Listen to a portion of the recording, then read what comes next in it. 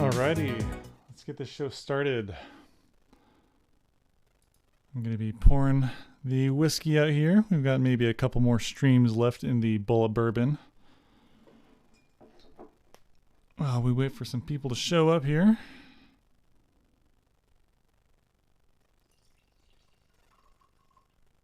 Welcome to Get Lit Well Getting Lit.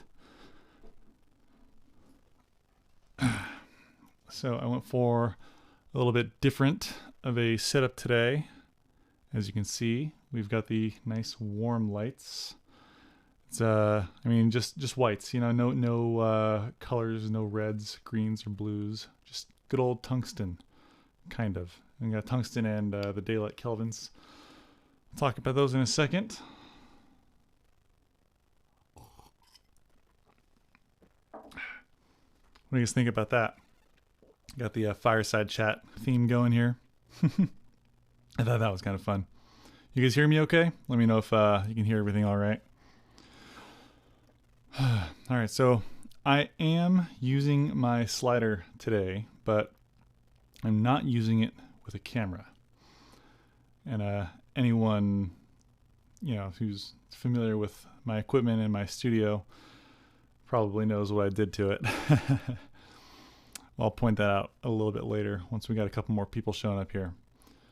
Tweeted it out, let some people show up. How's the sound? You guys hear me all right? You let me know. So right now I've got the Aperture Nova in at about 2% power doing the fire setting, candlelight, just kind of reflecting really, really low just over the rim of this glass in the whiskey. So you can't see it in my main frame over here at all. You shouldn't be able to see really any flickering at all from the Nova. It's just, I've got the grid on it, so it's just very directional. Very much, this is just kind of the whiskey shot over here. Yeah. Thank you. Thank you, Samson. And yeah, I got the 300X behind me, giving me a warm tungsten-y backlight, rim light. And it's in a dynamic setting because I've got it on the Rhino slider. And it's just going back in about a 22-second loop back and forth. I thought that was kind of fun. And we've got two more lights over here. I've got the Aperture B7Siii. This one's not broken this time. Thank you, Ian at Aperture. He was able to replace my busted one for the video that I did this week. Yeah, that was embarrassing. So we've got the Aperture B7Siii there. And I've got one more light up here. It is the Nanlite Pavotube, Nanlite 2 Pavotube 6C. It's got magnets on it here, and so I've just got it kind of attached to my microphone here. Sorry for your ears, guys. Got to clip it back on there. So I've got it right there to give me a little bit more fill right there. And that's what we're doing tonight. That is the lighting setup. Still with the bowl of bourbon. We're almost done there. We're about here. So I've probably got 3 more streams in this bottle. I think maybe next time I'll go to Scotch, probably some Highland Park. Oh, hey, no problem, Hesh. Thanks for showing up. I just do this to kind of answer questions. If anyone has questions about this week's video that I did, I usually release them on the weekends, and also just kind of hang out with you guys. I usually do 3 cameras. This week I'm only doing 2 because, well, I was kind of late starting the stream, to be honest. It was just a busy day.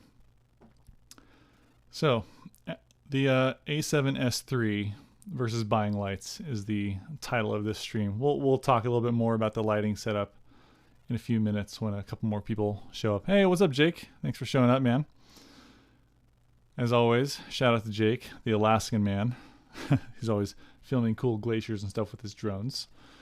Hey Jake, what do you think of this shot here? So I got the whiskey with the fireside chat. Kind of fun.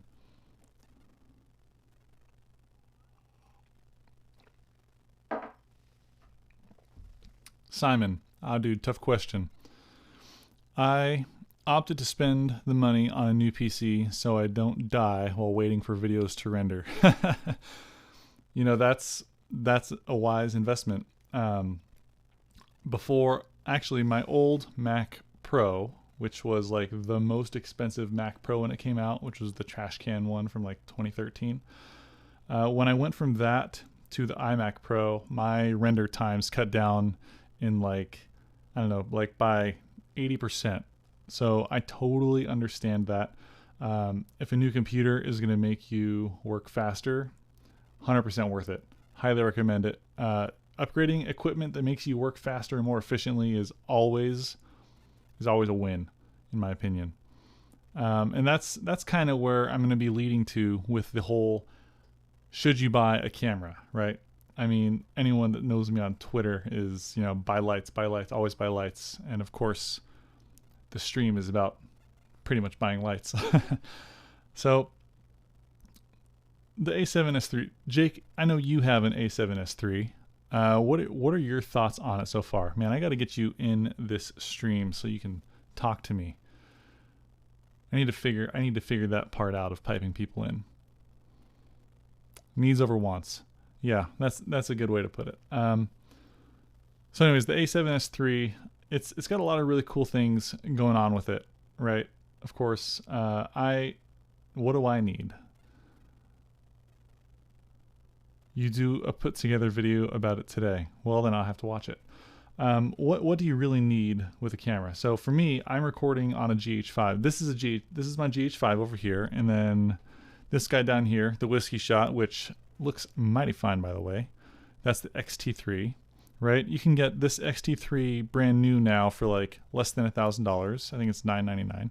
GH5 is also, you can get that in the used market for less than $1,000.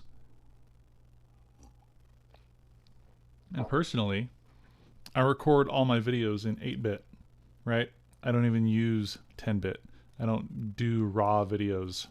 My Nikon, whoever you want to pronounce it, that one, it doesn't even tell you what the bit rate is. It just says high, medium, or low. I think it's 150 megabits per second. But I don't do anything in 10-bit. I do everything in 8-bit. And I just kind of work the colors with lights. I mean, you can do so much with lighting. I mean, look at this stream. If you go through my last several live streams that I've done a different lighting scenario for every single live stream. It always looks completely different, and it's the same cameras. Big surprise, right? A new camera that does more high definition 4K and does more megabits per second and does like 16-bit raw. I don't know if I could manage that workflow efficiently. I guess Jake says it's a killer camera for video. The photos are great. Honestly, for most people, an A7 III is a better investment, or the Fuji XT series. So on top of that, yeah, the Fuji XT series, right? The XT3, it has the same sensor as the XT4. It has the same processor as the XT4, XT3, XT4, same sensor, same processor. XT4 has in-body image stabilization and a bigger battery. But I solved the battery problem with my XT3. I found a D-tap to USB-C converter that will put out, 60 watts of power, so it'll power my XT3 for eternity with VMount batteries. So I don't need the bigger battery anymore. So the XT3 can get you the exact same image that the XT4 can. Same processor, same sensor, and it's super cheap.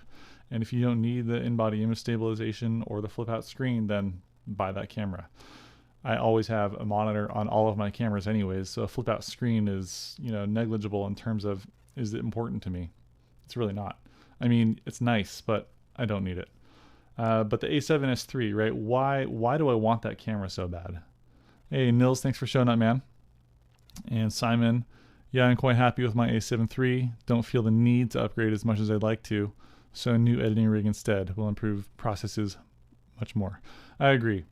So the A7S III, why do I want it, right? Is it because the people that I look up to and I respect on YouTube are buying it, and some of them are sponsored by Sony, some of them aren't, most of them aren't, right? Most people just bought them.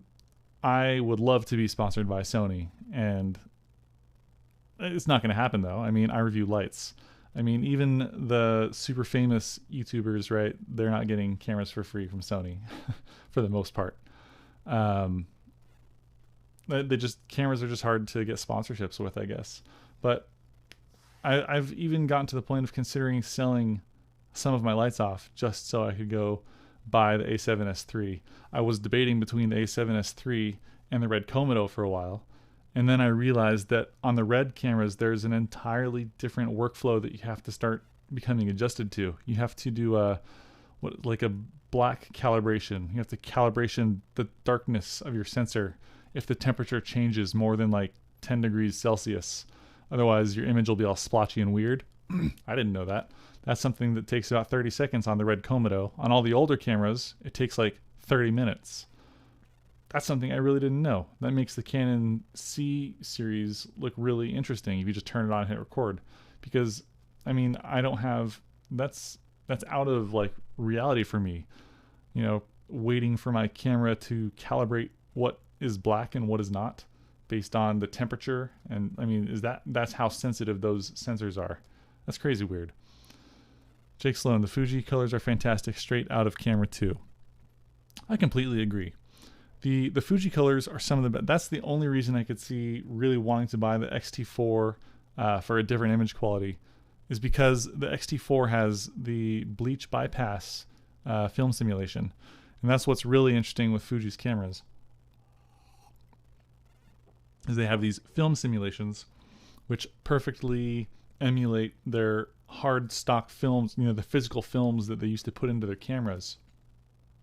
And because their sensor is not the regular type of sensor, I think it's like called the X-Trans sensor or something, their dots or pixels are all scattered around. So when you take a picture with a Fujifilm X-T3 or X-T4 and you zoom in, the noise looks more like film grain than a regular mirrorless camera. That's the one reason I really, really, really like Fujifilm's cameras. And I want the XH2, whenever it comes out next year, to just kind of meet or exceed the A7S III's kind of spec sheet, but beat their price, because Fujifilm is, you know, generally less expensive. And they have such crazy features in these little cameras. I mean, it has this like ridiculously tiny little HDMI out port that is, it's like the micro HDMI out port, but it can do 10-bit, 400 megabits per second, all the things that you would expect a modern mirrorless camera to do. And the menu is incredibly easy to understand, right? You can pick H.264, H.265, you can pick all the frame rates. It's just, their menu system is amazing. So I really like Fuji's cameras, and I hope that the XH2 kind of has everything. Plus, instead of SD cards, I want them to use XQD cards, because XQD cards, if you haven't used them before, they transfer footage off onto your computer about 100 times faster than SD cards. And that's the one reason the new Canon the C70, it just I don't want it because it's got the regular little SD cards, right? I mean, the XQD cards are so fast. Like, that's all I want to use in any type of new camera that ever comes out. And the only camera that I currently have that uses them is the Nikon Z6. And Nikon's coming out with the Z6 Mark II. I don't know what the specs are going to be, but if it has a flip-out screen, I mean, it's going to be like everything that you could possibly want with a camera. Sony, I mean, the way you engage the autofocus tracking on the Z6 is so much better than any other camera that I used. And you can tap on a thing and it'll track it perfectly, or you can click on the little dial on the back or the little joystick and it'll free up the cursor into the center of the screen. It's just, their interface and their ergonomics are better than any other system that I've touched. And I know that Sony has, you know, improved in their UI and their interface, but it's got nothing on what Nikon has in terms of ergonomics and interface for selecting the autofocus point. So if the Z6 Mark II has better autofocus or equivalent autofocus to some of the more recent cameras, the Z6 is already pretty good, but if the Z6 II, if they've got like a better processor in there, then it's going to be so much better, in my opinion, than the A7S III. It's probably going to get less sales, though, because it's not as popular. It's not as trendy, you know? I don't know. That's my kind of perspective on that. Simon Barnes, you do any major post on your audio? Your voice sounds equally bassy live. Oh, thank you. So for my audio, I do process all of my audio that you see on my produced videos. I use a preset that I made for Adobe Audition, and I sell that for $10. I have people that are already using it on client work. A couple guys process their podcasts with it. Apparently it works really, really well. It has some noise reduction and some parametric equalization and just a few different steps. If you go through and watch all of my videos, then you'll be able to build your own preset. All the instructions are in there somewhere, or you could just pay $10 and then it's yours. There's a link to it in some of my recent videos. That's how I process all of my audio. It takes 5 seconds. I hit Command Shift T, and then my audio is processed 3 seconds later. And I hit save, and then I'm done. So that's how I process my audio. Right now, I'm not doing any processing to my audio. This is just, when you have your microphone this close to your face, you are working with the proximity rule. The closer a microphone is to the source of audio, the better it's going to sound. Here we got Aaron. Hey, thanks for showing up, man. Finally managed to check in live, 7:30 a.m. Well, it's 10:30 p.m. for me, so I'm drinking some whiskey here. Yummy. Naturally chocolatey. Oh, they're talking about my voice. How kind. Hey, guests arrived, so I've got to go, but thanks for engaging. Hey, thanks for showing up, Simon. Really appreciate you. And you have to run too, Jake. Cool. Well, hey, thanks for showing up, dude. Appreciate you. I want a video about the A7S III. I don't have one, but my cameras are all getting pretty long in the tooth here. Favorite light release of 2019, 2020. Richard, that is a good question. I'm gonna have to name a couple, okay? Because every light kind of depends on the use case. You use different lights for different reasons. So let's get started. Okay, yeah, Nils, the Nova, right? I was getting there. I'm currently using the Nova. If you can you see it in this scene, the Nova, where I'm using it? For anyone that's here after I've already talked about it. It is creating the fire effect, the warm fire of my bourbon back here. So it's down at 2% power. I've got a DOP choice grid on it, and it's just pointed kind of away. So it's pointed just a little bit it's out of frame. It's right here. You can't see it. So it shouldn't be impacting this scene, this shot right here. But I wanted my whiskey to be kind of like glowing fireside chat style. So that's what I've got going on with the Nova right now. And it is definitely my favorite RGB WW release in terms of dollar for light value. There's just simply not anything that comes close to the amount of output, the build quality, the color quality, the feature set, the ease of use. It just checks so many boxes. The Nova for $1,700 is just it's an incredible value. There's nothing quite like it. Now, there is another light that I reviewed. I think the video went live on my channel January 1st, 2020. It is the Velvet Light Evo series light, the Velvet Light Evo 1 or Evo 2. It's an RGB WW panel. It's got a stellar build quality, and it is completely, it's rainproof and dustproof. So in my video, I was using the Bebob batteries because those are also rainproof, and I had it sitting out in a rainstorm for an hour with the back of the light facing up towards the rain. And it's got 2 handles on the side, right? So it's really, really easy to hold. It's super lightweight. It's a solid metal build. It's weather sealed. And something about the colors are just so extra saturated. Like you can get a certain shade of teal that I can't seem to match with any of my other full color lights. I'm going to do a video about it soon because I finally have the Sekonic C800 in here. and that's the only thing that will let me measure the hue and the saturation of lights. So I'm going to compare, actually the hue and the saturation readings of a bunch of my other full color panels. I'm going to actually get down to doing that huge RGB WW panel showdown. And then we're going to see which one is actually the best in terms of color quality, color saturation, hue accuracy, Kelvin accuracy, CRI, TLCI, build quality, weight, price.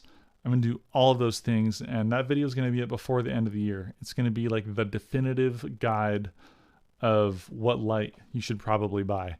The only light that I'm not going to include in there is going to be the Aries Sky panel, because it is it's antiquated. It's ancient now. It's old technology. It's only RGBW. It's extremely heavy. It's hyper expensive. It's in dinosaur. It's become the industry standard because of their name, and they were first to market. But there's so many better options. If you just wanted a good light and you were thinking, oh, I should get the Sky panel, you are the exact person that Aperture came after with the Nova, and you can get 2 or 3 Novas depending on what accessories you need for the price of the Sky panel, and it's just such a better value. So that's it. Hats off to Aperture for that one. But there's other lights that are better at different things. Lupo's full color 60, right? Incredible light, incredible output, super lightweight. It's the most lightweight panel that I own, and it's an excellent light. I use it all the time. That's the one that I have mounted on my rolling stands because it's just so easy to turn it on, pick the exact color that you want, get going, and it doesn't weigh a ton. So there's a ton of different lights. And, unless there's a video that compares every single one of them, which I need to do, then it's just, people don't know. They only, look at what's available and what people have told them about. You're not going to Google a light that you don't know exists. You wouldn't know what to search for. So that's one of the reasons I love making these comparison videos, or videos of like XYZ alternative, because people are searching for that's the thing that they want, but they can't afford. So I really like to make those kind of videos. Love First says, do you think that 60 watts is enough for my first light? Absolutely. The first actual light that I bought was the Godox SL60W. 60 watts, right? It's just as bright roughly as the 120D when you compare it in the same softbox, which is what I did originally when I got that light. Yeah, 60 watts is fine. It depends on what you're trying to do. If you're trying to light up like an entire yoga studio or something, probably not, unless you've got, an f0.5 lens and, ISO 24,000. It just depends on what you're trying to do. If you're just doing talking head videos, then 60 watts is fine. Richard says, looking forward to that, dude. Me too. Mills, yeah, the Lupo Super 60 Hard is nice. It is super nice. I really like what Lupo has done with their lights. Ninja Please, what movies do you think have inspired lighting? That is a good question. I'm going to take a sip here while I think about that one.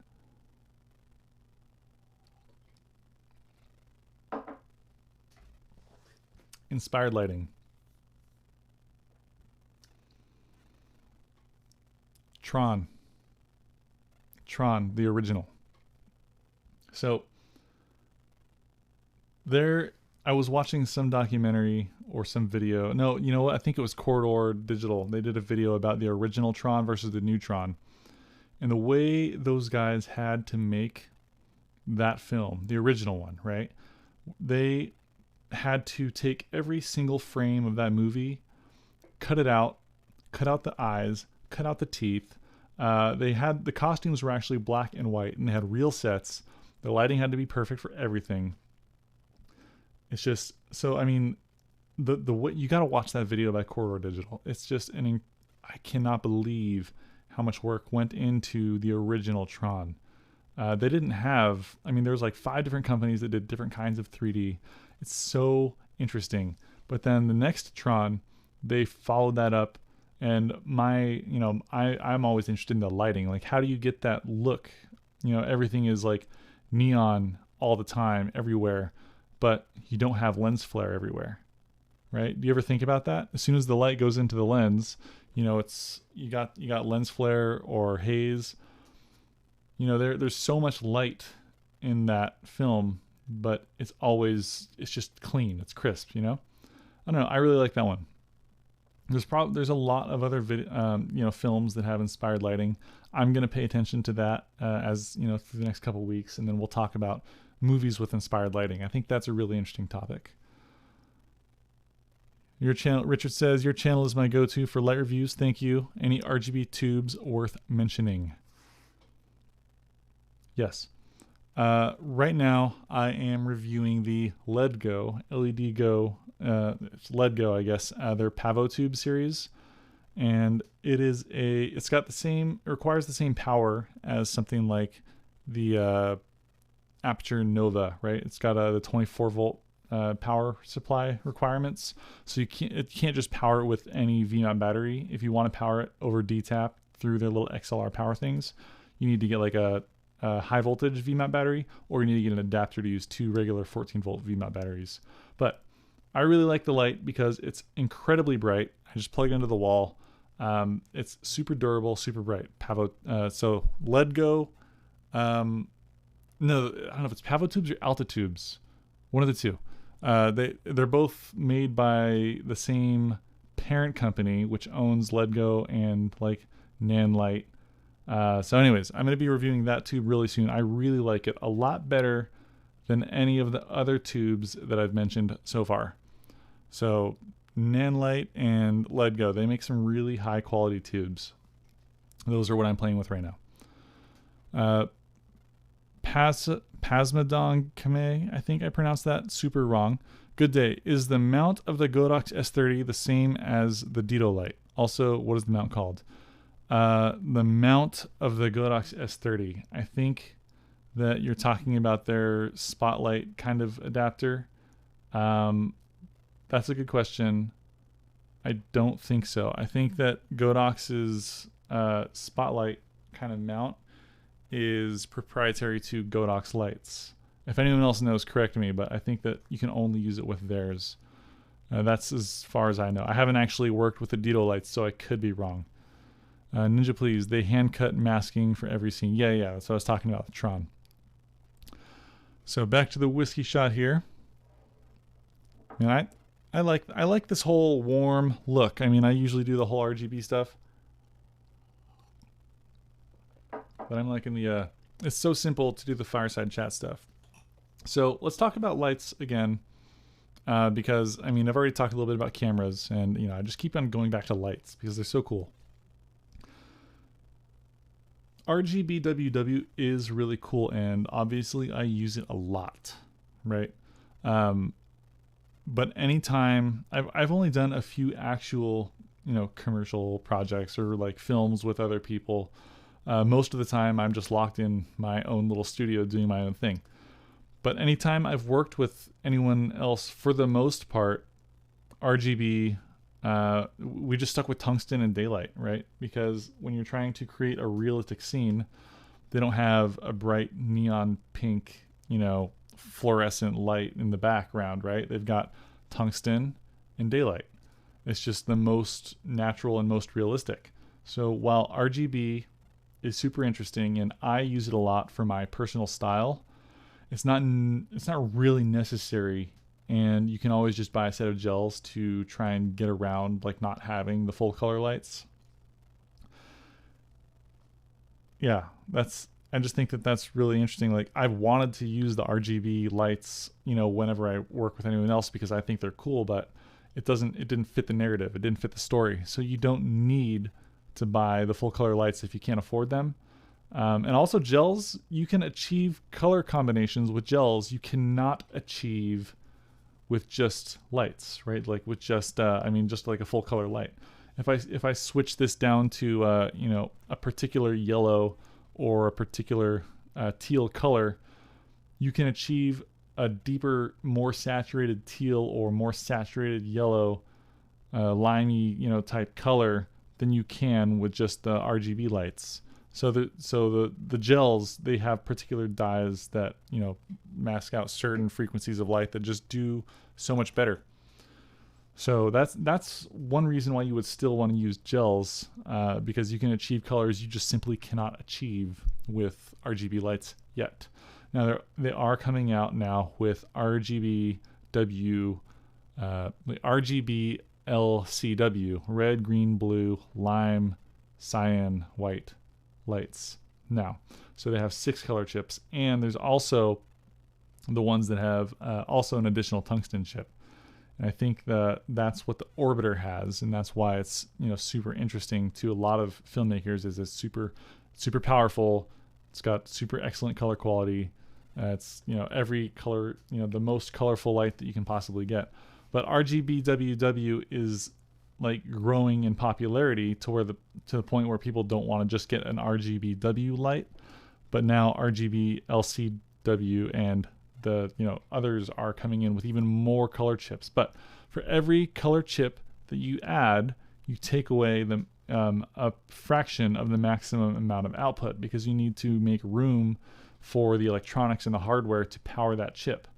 So that's a trade-off, right? So trying to achieve the best color quality and the maximum output, it's a really challenging thing for the light manufacturers to create. Gotta say, I find RGB WW looking less and less interesting. I've seen too many blue and purple desk setups to appreciate those colors ever again.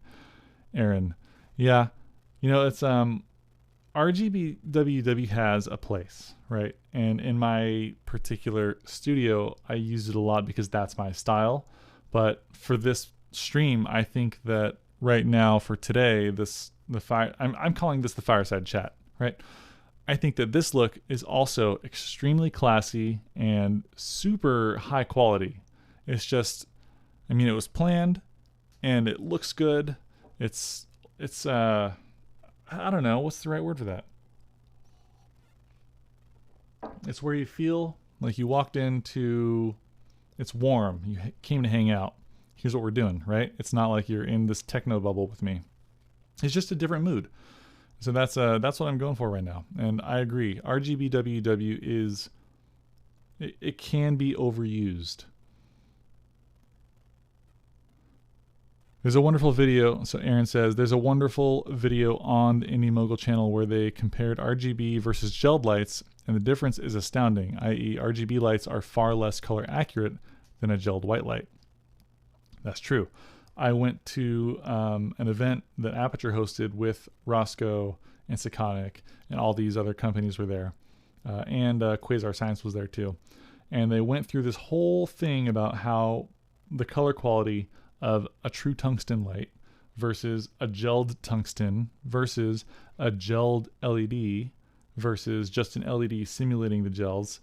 And it was enlightening to as far as what these lights are capable of, what frequencies they emit, what the gels actually do to the tungsten light. Because a gel, all it is, it's not turning the light a color, right? The gel is blocking frequencies from going through the gel. So you can't, I don't know. It's fascinating. I would recommend watching the Indie Mogul video. They probably went over some of that stuff too. Nils says, RGB WW is nice so you don't have to buy 20 different backdrops. That's an excellent use case for RGB WW lights. In my previous studio setup, I had the walls lined with a light gray pyramid foam for sound treatment, which, by the way, sound foam is a whole nother topic. We'll get into that maybe next time. But I had it in the light gray color because I would cast RGB lights on it to change the entire feel of my studio. Now, if you're going to get sound foam and line an entire studio, don't get light gray, because as soon as sunlight hits it, after a short period of time, it starts to turn like this nasty, like yellowy tinged color. And so, I mean, you can't really see it on video if you're putting RGB lights onto it, but once you start putting white light onto it, it just looks disgusting. So I'll never use you know, sound foam again, the light gray sound foam, because it just deteriorates and looks disgusting once sunlight starts hitting it. And also, sound foam is the least efficient way to treat a space for good quality audio. Right now, I probably sound pretty good. That's because the microphone, as I was alluding to earlier, is only like 3 inches away, 2 or 3 inches away from my mouth. But I don't have any sound treatment beyond like some crappy sound foam over there. You know, a lot of people, they'll try and stream like way over here with the microphone a couple feet away. The further away from your microphone you get, you just sound so much worse.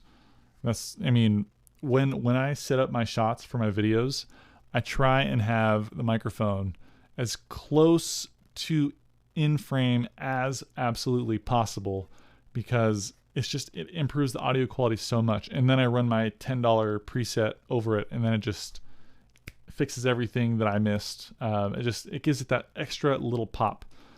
So audio is super important. Lighting is super important. A7S III, and the reason, you know, the title of this stream, probably don't need it. I think that my videos look pretty good the way they are so far. The only reason I would really want an A7S III is to improve the speed of my workflow. And there's two ways I can see that camera improving the speed of my workflow. Number one is excellent autofocus. If it's got incredible, always on, perfect face autofocus, and then when I cover my face, like it focuses on my hand or whatever the heck I'm holding up or whatever, good. I don't even know if it has in-body image stabilization, because then I would be able to do the handheld shots. But the first and most important thing to improve the speed of my workflow is perfect autofocus. 2 is the speed of the media transferring off of the camera. So XQD cards, right? I know that those are what I use for my Z6. I know that the A7S III, it has the new version of whatever their CFast Express Type B or something, like the tiny new little card. You have to buy brand new, you know, cards to use the camera. But they're fast. They're just as fast as all the other, you know, the XQD cards and CFast and all those things. So those are 2 things that would improve the speed of my workflow. I just don't have any user experience, you know, touching and playing with the camera itself. Do I need to change batteries all the time? How long does the battery last, right? The flip out screen, that would be useful for the cases where I need to use the flip out screen. There's a lot of things happening with the A7S III that will speed up the workflow of someone like me who's recording videos of myself. The GH5, I've had to scrap videos because I was out of focus. I don't have to scrap videos anymore because I'm using this thing, which is the OC 15-inch monitor, which I'm using to monitor my live streams, but in concert with that, I'm also monitoring my focus and my exposure. So I know that everything is perfect because I can see it. It's all wireless. So that's what I've been using for my videos ever since I got it. And that has fixed the issues I had with videos being out of focus. I don't have that issue anymore. I highly recommend you get a 15-inch monitor of any kind with focus peaking and false color. It makes your life so much easier. The red Komodo, that would just slow me down. That would not improve the speed of my workflow. One, it has a 30-second boot time, I think, right? Or maybe 10 or 30 seconds, but then like the color calibration is like between 30 seconds and 2 minutes for the black colors. And then I don't even understand how big the media is, but I'd probably have to cycle my hard drives out all the time if I was recording R3D and wanted to actually keep the raw files. I don't know. I don't think that the red would actually speed up my workflow. I think that it would slow me down, and that deters me from wanting to get the new red Komodo. We got Cine X. The higher the distance, the more room sound you get. That's true, and that actually has to do what I was talking about earlier. It has to do with the inverse square law. So if you're familiar with lighting, you know the inverse square law a little bit, probably. But that same law applies to audio frequencies.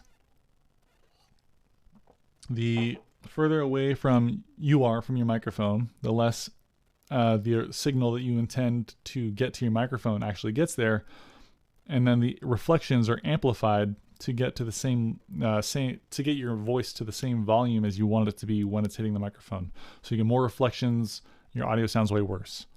You know, the inverse square law is so important. It's important for lighting. If you get a light closer to you, it gets brighter, right? The closer this light gets to me, the brighter it gets because of the inverse square law. Further away it gets, the dimmer it gets. But also, my background is affected the further away this light gets. So if you're properly exposed with the light really close to you, people call that depth sometimes, or being able to separate yourself from the background. So that's the inverse square law. Really valuable piece of information to know. Let's see what else we got. Let's catch up on some of these comments here. Just Sampson, by the way, if you're trying to ask me a question directly and you tag me, it's so much easier to actually try and see what you guys are saying. Just Sampson, Tommy Calloway, how are you switching camera angles? Adam, Stream Deck, the Force.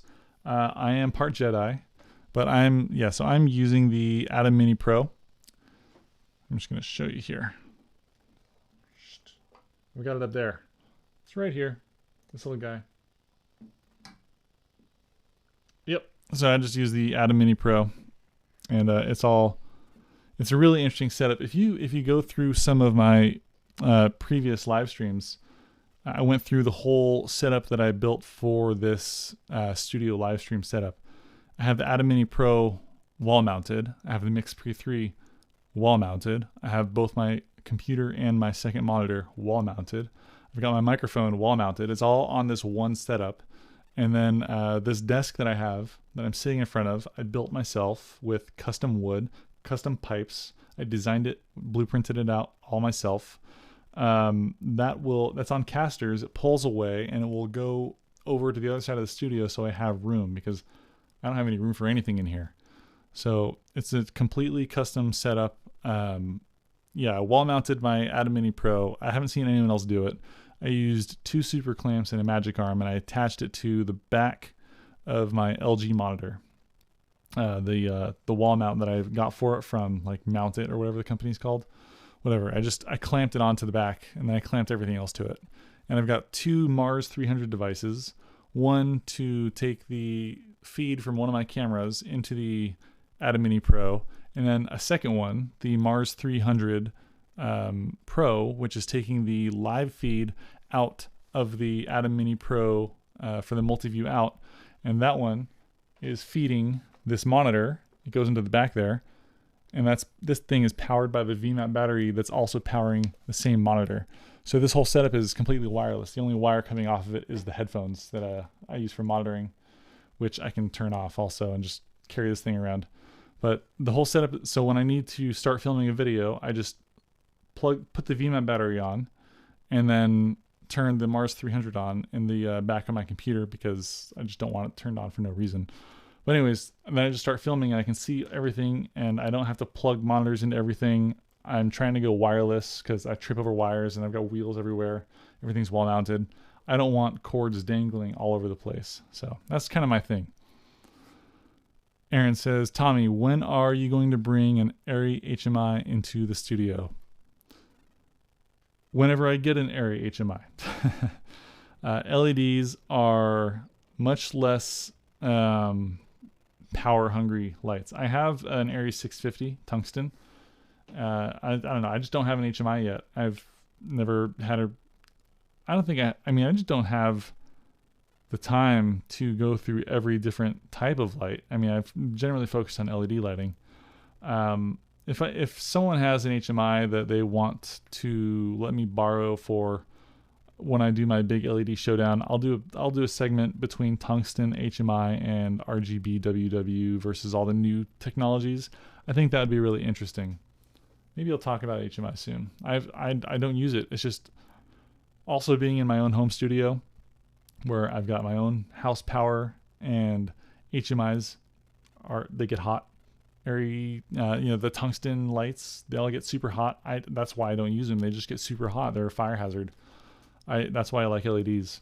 Low power, and they don't get, they can get hot, especially the really powerful ones, But can you imagine an equivalent to like the Aperture Nova at full power, but like in tungsten form? You know, that's straight up fire hazard. Like my whole studio would just set on fire immediately. Mr. Cohagen, someone is carefully moving the lamp out of the way before he attacks him from behind. Yeah. So I've got the Aperture 300X behind me on the Rhino Arc II. It's just kind of going back and forth. That's kind of a joke that I've had in my mind. So, you know, like everyone's always like, oh, you should buy cameras, and the title of this stream is about like the A7S III versus buying lights. And like the Rhino Arc II slider is clearly a tool meant to be used with a camera. And so I think it's really funny to put like the Aperture 300X on there, you know? It's just, I think it's hilarious. It's just my sense of humor. It's like I'm not using the way it's intended to be used, but it's really fun. Just Samson, nice. Thanks, Tommy. You're welcome. Side note for all in the chat, show some love and hit the like button. Hell yeah. I appreciate you guys. Hit that like button. I'll drink to that. Cheers. Here, ready? Cheers.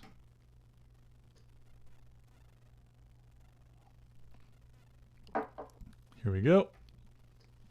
The dynamic of the audio also changes. If some speaks quiet and get louder in the conversation, it's better to increase the distance. Dynamic of audio decreases by increasing the distance. That is true. And there's also, I mean, volume and the dynamics of the audio are two different things. Now, when I record into the MixPre 3, the MixPre 3 Mark II, which I use for my videos, for the live stream, I use the MixPre 3 Mark I for a very specific reason. I'll go over that in a second. The dynamics of the audio, they don't really change with volume. They change with distance, in my opinion. Because with 32-bit audio, you won't get clipping. You're going to get the same amount of reflections generally at the same volume. As you increase your voice volume, the reflections will also increase in volume, right? But the only thing that I see that would change is with distance. Now with the MixPre 3 Mark II, I've got that one in 32-bit audio recording mode. So if I'm yelling, if I'm clipping, if I'm not clipping, if I'm whispering from across the room or whatever, the volume doesn't matter at all, because I just fix it in post with my preset. I just go boop, normalize, and then it normalize audio volume sound, and then it just fixes everything immediately. It doesn't matter how loud or how quiet I was. But the only thing that is will consistently change the quality of the audio in that scenario is the distance of me to the microphone and the microphone that I am currently using, which is why with my production setup, I usually use the MKH416, which is the absolute best microphone that I own. And in my live stream setup, I'm using the MixPre 3 Mark I in 24-bit audio with a Synco Mic D2, which is it's a good microphone. It's less expensive. It's just a tiny bit lower quality. It's a lot lower quality if you're actually using the foam that they supply with it. They need to supply better foam, like with more transparent foam, I guess. But I use the MixPre 3 Mark I 24-bit mode because in 32-bit mode, the MixPre 3 Mark II will not use its hardware limiters because it doesn't have to. It's recording 32-bit audio. It just records everything and then you fix it in post. But on a live stream, you can't do that. So if I was going to use the MixPre 3 Mark II for my live stream, I would have to put it back into 24-bit audio because it won't use hardware limiters if it's in 32-bit mode. And there's no point for me to rig that thing up to my to my live stream setup if I don't need to. So I just leave the MixPre 3 Mark I, which is doing the same job the MixPre 3 Mark II would be doing if I had it attached for my live stream. My first couple live streams, the audio was horrible because I was trying to use the MixPre 3 Mark II and failing, and that's kind of what I figured out. It's 24-bit mode, has better limiters. See, I can yell into this mic and clip all I want, or I can whisper, but it adjusts, right? Because it's using the limiters. Interesting, right? The cheaper equipment works better for my live stream. I mean, the more expensive equipment would work too, but I would have to adjust it to go into 24-bit mode. All right. Check the whiskey cam while I read up on some of these comments. Tommy, in your opinion, what backdrop color is the best to throw RGB light on to get best results? Thanks, man. We love you. Appreciate you. Gray, like just a medium gray color is the best to use for a background because it will retain saturation. You can blast it with light and turn it like a white, or turn the lights all the way off, just like yourself, and it'll be a neutral black color, especially if you grade it out. Or you can put any color on it and it will be more saturated looking than if you use just white. So just a gray backdrop is great for RGB. I'm kind of mad that I didn't go gray for my own backdrop. I went dark blue, but I guess whatever. You know, I have a nice wood desk that is like, was it it's just, I don't know, this dark wood that I have is just so nice. It looks really good with dark blue, so I'm happy with it, but I feel like I should have gone dark gray. Nils says, how is your relationship to screw-in bulbs these days? Well, when I'm not dropping them, pretty good, I guess. You know, I like the Aperture B7C as a practical tool. It makes a lot of sense. If you're going to go film something somewhere, this bulb makes the most sense of any of the full color lights that I've seen, especially if you're doing like an interview in someone's house, because you can just use any of the lamps that they already have, stick it in there, then you can start applying the RGB effects, or you can turn their actual lamps into special effects lights with the special effects tools. You don't need to charge them beforehand because it'll just be powered off of the fixture itself. But in my particular studio, I don't have any lamps that use this socket. So I have to like go figure out a place to charge it so I can show it to you, because I can't screw it into anything. So I need to go get some little clamp lights that'll clamp onto things so I can stick this, just so I can stick this in there. I don't know. The light itself is really cool. I'm just not used to this type of input, you know, the interface. I think that if they had a little USB-C charger there, the only people that it would appease is tech reviewers, right? Like me, because I mean, anyone else that is a professional that is actually going to be buying and using these things, they're going to want to replace light bulbs in actual houses and in actual fixtures. It just makes sense. Like, let's be realistic. I mean, it makes a cool desk toy also, you know. Also, if you have the impact, like a combo head that takes in a junior pin, it fits right in there. That's what I've been doing with this one. So there's that. That's pretty cool, right? We got another question here. Thanks, Tommy. Permission to steal your fireside camera switching setup look? Dude, you do what you got to do, man. I am. Ooh, let's have a little more sip here. Just a tiny one. I'm running past my. We started this one late today, so I'll stick around with you guys for a minute. Fireside camera switching setup look. Yeah, please, man. I appreciate that. Yeah, so I was going to start at 10 o'clock, but I had just finished my actual work day in software. So I had to set up this whole lighting setup before I started the stream. So I don't know exactly what time I started the stream, but that's how long it took me to set this one up. Because I was just thinking, let's go natural today. Nils, Savage, Gray Vinyl. Yep, Savage makes the best paper. I looked at all the papers. Savage is the best. That's the one I have. I have the Savage Ultramarine. That's my color. It feels like the B7C is really for replacing practicals and non-artificial scenes, it seems. Yeah, I agree. It's called the Accent B7C, right? So it's not meant to be your key light. Although I used to have one of those lights where you would screw in like 4 big fluorescent bulbs, CFLs. If you took 5 B7Cs, that would make a really great, like, kind of DIY, full color, pretty bright light. That'd be a great way around trying to buy the Nova, I guess, because it has the same color quality. I measured the TLCI of this light, and I'll do, if you guys want, I'll do it right now.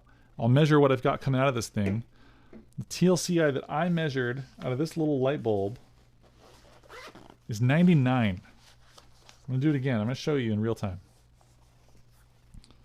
Let's do it. Doing it live. That's what we're doing right now. So this is the C800. It's the spectrometer. Let's measure it. Stick that on there. Measuring it. Oh, I gotta turn the darn thing. Here we go. Yeah. Check this out. So I'm gonna put this right here. So I'm gonna put it on the whiskey can. Here's what's happening.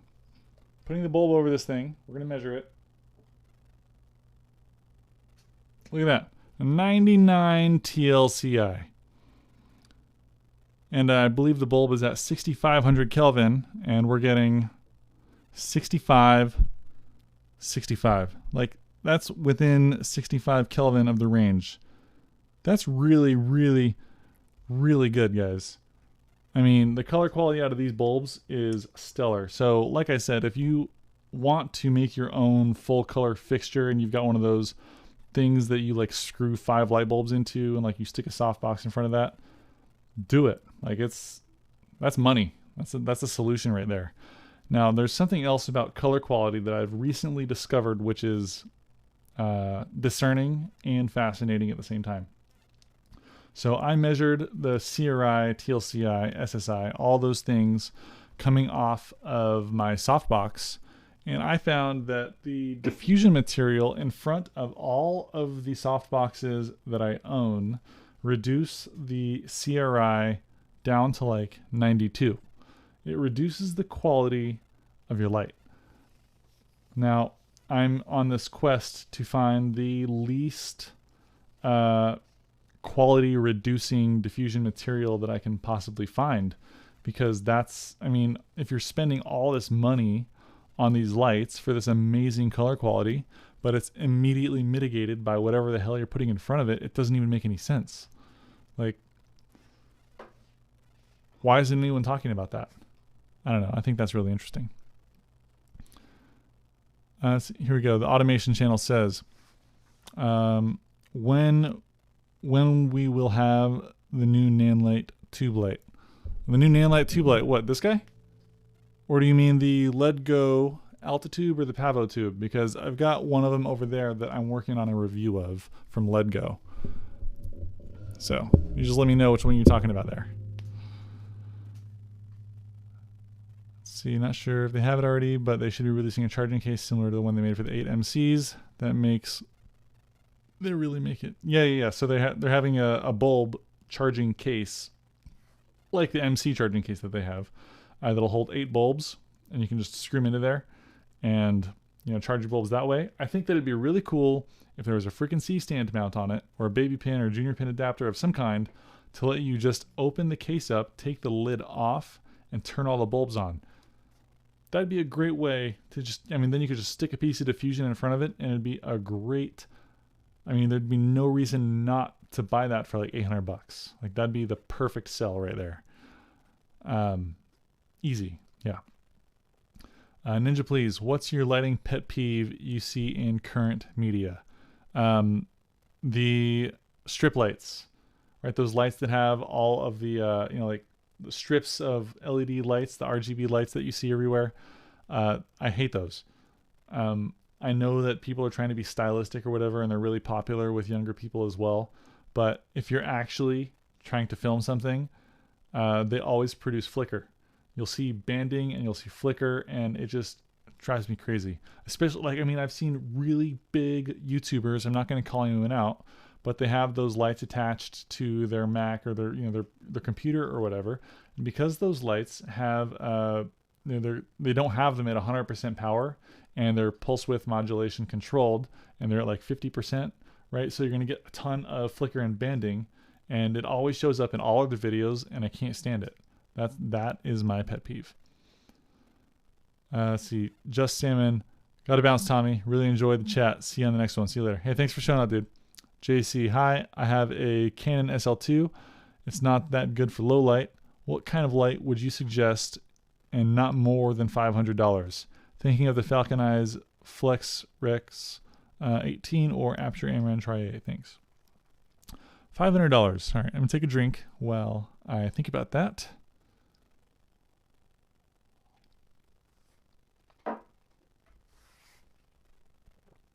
Okay. So, if you can, where are you located?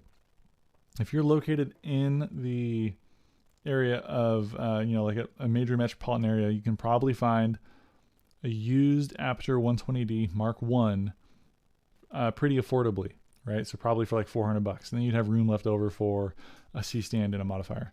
Now, I say Aperture because if you're trying to only spend $500, you want a light that will retain value, because when you try to upgrade, you're going to want to resell it.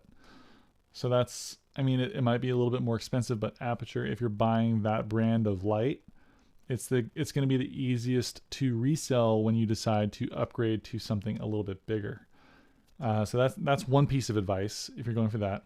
If you're just trying to create a light scene, like kind of like just a key light and a rim light or something, you can get the Godox SL60W, the Bowens mount attachment from the Aperture, so the Aperture Fresnel 2X with the Godox SL60W and some barn doors.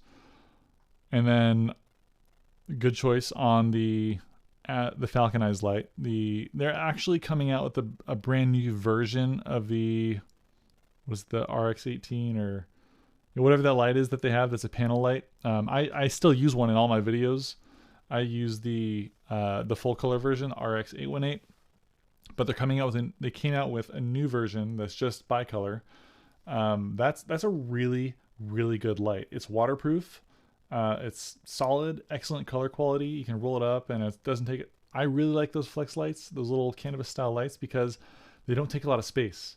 If you're going for one of those Bowens lights with a big parabolic reflector, it's just, they take up so much space.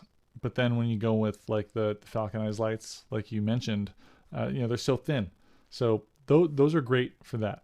So you're right on the right track there with the Falcon Eyes lights. Those are great.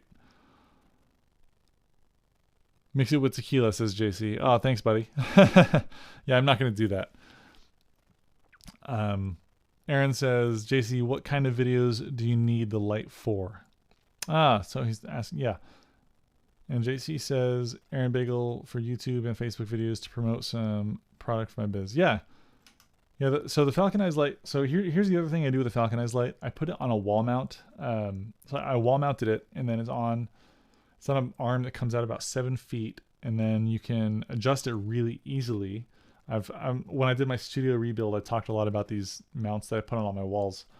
But if you have a table somewhere that you can lower the light all the way down really close to it, super easy using these wall mounts, and then take like this nice soft light kind of hero shot of the product.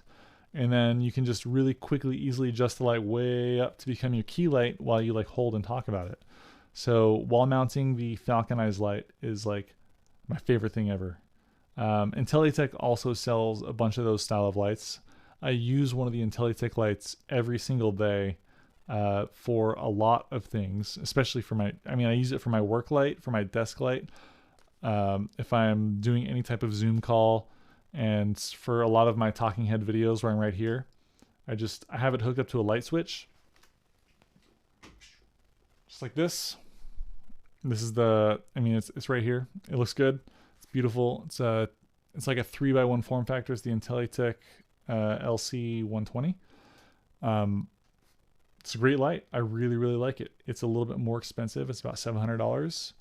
There you go. Those are some recommendations in that area.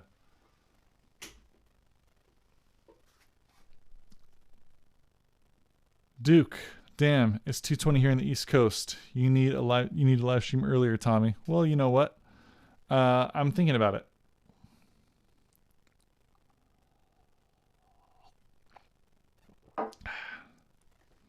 Yeah, I'm considering moving the stream to a little bit earlier. because all the East Coast people, they can't attend it this early. We'll get there, maybe, soon. I currently have work responsibilities that I cannot abandon or relocate. So here's where we're at. You know, you create when you can, and otherwise I just wouldn't be creating. Well, guys, that's going to be it for me today. We're at about an hour, roughly. Yeah, Europeans can join. That's nice, Nils. I appreciate you, by the way. I don't have a huge European audience. I think you're about 80% of it. I want to thank you guys for showing up. Thanks for watching. Where did my bulb go? Oh, there it is. Aperture B7C. If you've got nothing to do, you can watch my video that I published over the weekend where I destroyed one of them. Super fun. Really embarrassing. But hey, you know, you do what you got to do. Thanks for watching, guys. I'll see you in the next one. Peace.